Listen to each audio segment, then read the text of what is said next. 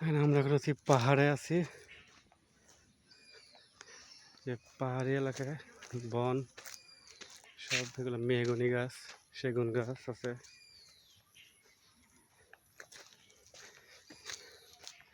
এই যে পাহাড়, আর এই বনটা পার হইলেই ওই যে দেখা যায় একটা এটা পার হইলেই ইন্ডিয়া বর্ডার।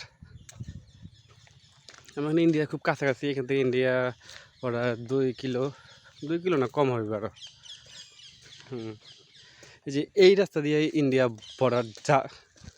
বর্ডার যাওয়া যায়, এই রাস্তা দিয়ে। কিন্তু হাইটা গেলে বেশি দূর লাগে না। ওই যে গাছগুলো দেখতেছেন, ওই যে গাছগুলো, ওই গাছগুলোর পরে ইন্ডিয়া বর্ডার।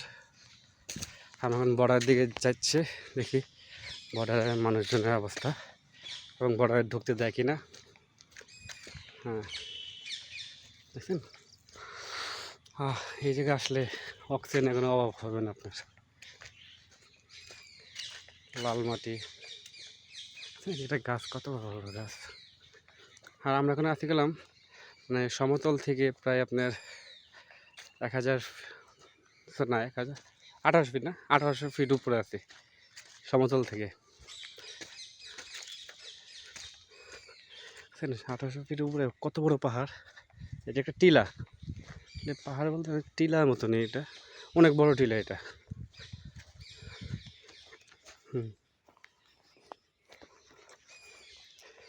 এই দিক দিয়ে আবার হাতিও চলাচল করে, যে এই রাস্তাটাতে হাতি চলাচল করে।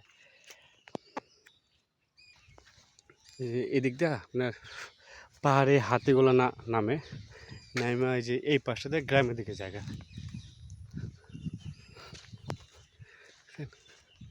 আমাদের বাংলাদেশে অনেক সুন্দর সুন্দর জায়গা আছে, যেটা আমাদের দেখার জন্য অনেকে ভাগ্য হয় না, কিংবা আমরা অনেকে জানি না যে এত সুন্দর জায়গা আমাদের বাংলাদেশেও আছে। আমরা কেন বাইরে যাব এত টাকা খরচ করে? দেখছেন কি সুন্দর জায়গা। তো এইখানে রাত্রেবেলা কেউ একা আসবেন না, এখানে অনেক জাতির লোক আছে।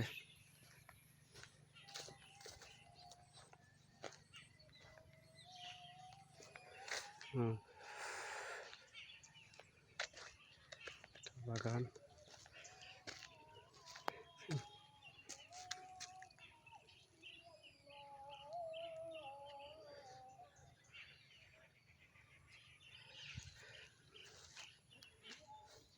আচ্ছা আমরা এখন ইন্ডিয়া বর্ডার যাই, এলে আমরা আপনার সাথে যোগাযোগ করবো নি, আবার দেখা হবে। এখন রাখি, বাই বাই।